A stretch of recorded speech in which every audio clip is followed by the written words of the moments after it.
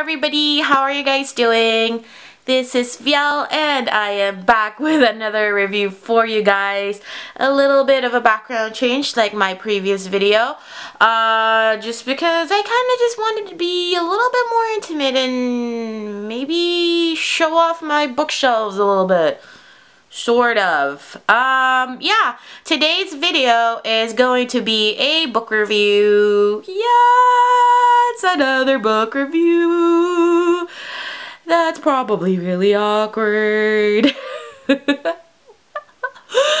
Yeah. Anyways, I'm gonna stop rambling and tell you guys that I'm gonna do a book review on this book, which is Whodunit.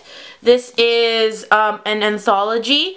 It says Whodunit, Investigation of Murder, Most Foul. And it is curated and put together by John Szyszka, I think that's how you say his name.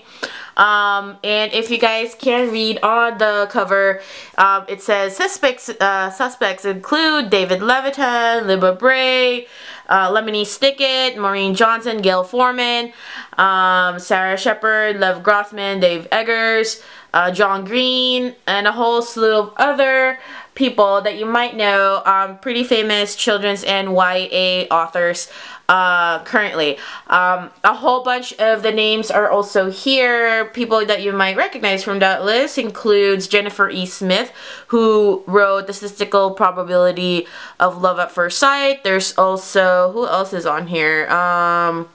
There's Jennifer Ziegler, there's Kieran Scott, let me see, who else is on here? There's just a whole slew of people that are on here, which, you know, it's pretty, it doesn't really look like one of those anthology type of books, but I picked this up pretty recently. It's not on any of my book haul videos just because I just randomly picked it up and I thought it was a really fun book to pick up. So the whole premise of the book is Whodunit, an anthology, investigation of murder, most foul. The reason why I picked it up because I saw all the names and I was like, oh hey, John Green is on this anthology, I kind of want to read it. And actually the sales of this book benefits 826 NYC. I think it's like a charity or non-profit organization for let me see what it actually says. I don't know why I didn't know. But it is dedicated to supporting students aged 6 to 18 in the creative and expository writing skills. So it's like a non-profit organization, which I'm so glad to contribute to, which everybody should be as well. It's really good to do something good for other people and be awesome like that. So Whodunit? The whole premise is that there is this very gross, like hated book editor named Herman Mildew who has been killed. He is like the most foul, rude, just, you know, abhorrent, you know, human being, if you can actually call him a human being, like, just because he's such a horrible person, a horrible book editor who just, you know, says bad things about authors. And pretty much it's a collection of about almost 80 or so, 70, I don't know if it's 70 or 80. It's a lot of authors, as you can tell from the back of this book. And each one is like short stories about their alibi, explaining how they're not the ones who killed Herman Mildew.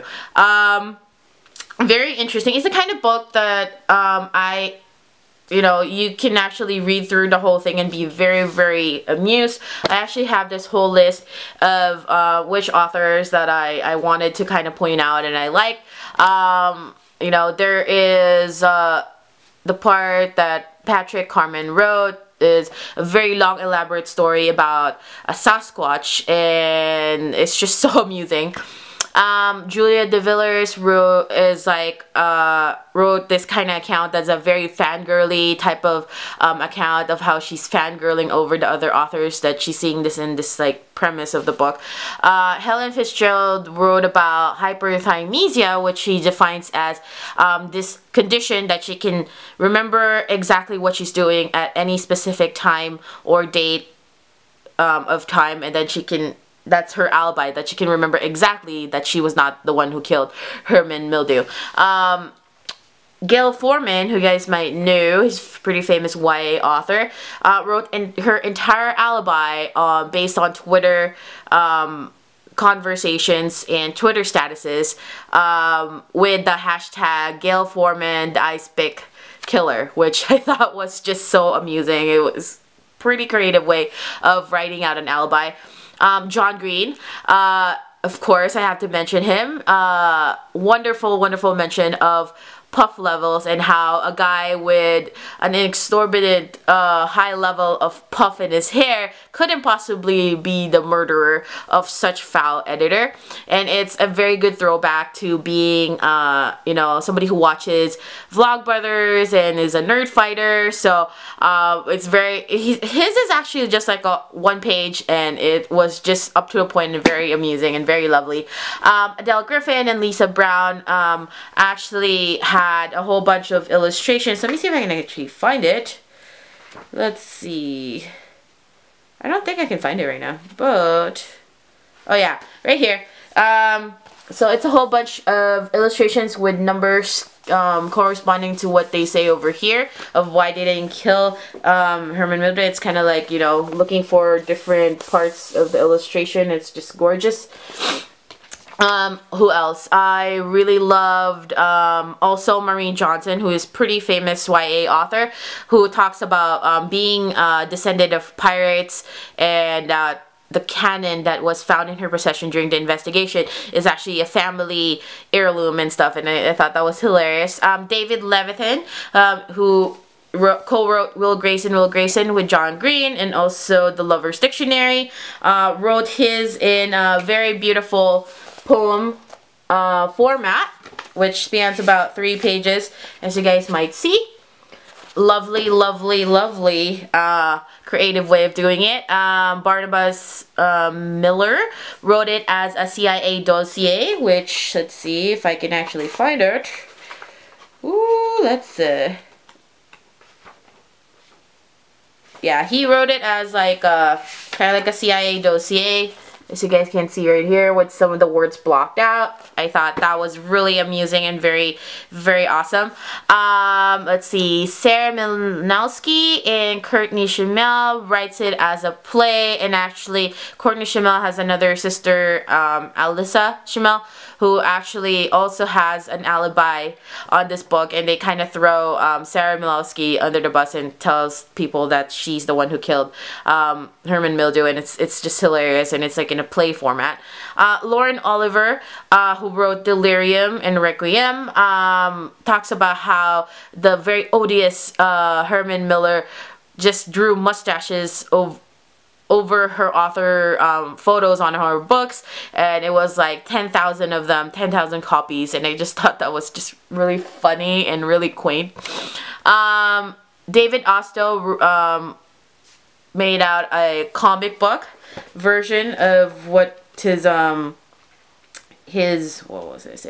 what his alibi was. Let's see if I can find it. Ta-da!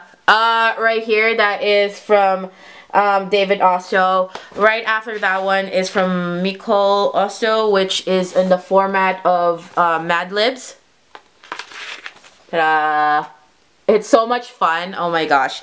And also, last one I wrote out was Lisa and Laura Roker, who talk about conversations about a poison cake. I thought that was really fun. In general, I wanted to point out, using those illustrations in my list of which ones of the author's alibis that I really liked, is that it's just that kind of book that you read through it and you just get in awe of all the creativity that these authors, they're well known in their fields of children's and young adult literature, are able to produce in such an anthology. The only gripe that I had about this book is that after the first half or so, if you're not invested in who these authors are, you kind of tend to like just skip the ones that were that interesting to me. I mean, the book redeems itself a lot towards the end, that, you know, a lot of it has illustrations, and like I said, there's like more creative ways of how they showed and wrote out their alibis. But after the first half, you kind of get tired of reading all of it if you don't find the humor to your taste. So I think it would have been benefiting for it to be a little bit shorter, probably not as much authors participating on it, but since it is for a charitable cause, I just, you know, I looked over that and thought that the more authors that are participating on it, the more likely people will buy this book and actually generate enough sales to benefit this organization. So if it's for a good cause, then I don't necessarily, I'm not going to dock off points for that. But very amusing read. It's a kind of book that you can kind of just skip around in each of the alibis, the stories, and still get a pretty good idea of what they're going for. In the back, it shows all of the authors and a little bit of information about them.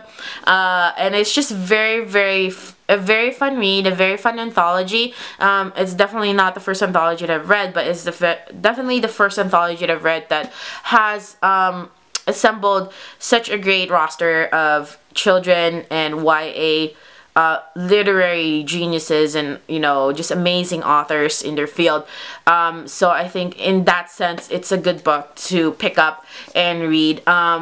It's the kind of book that you can actually just, you know, go back and read the ones that are your favorites, which I'm probably gonna do with a lot of them that I listed out, just because they're so enjoyable and such a fun read. And a little thing about like the cover of the book, I enjoyed the fact that it is a very beautiful light blue with kind of like a school book type of feel to it with the handwriting and stuff. And I think that's just funny how it's kind of like a little bit of a meta of how it's saying how this whole investigation premise is very childish, and I think that's fun in that way, and it's just beautiful.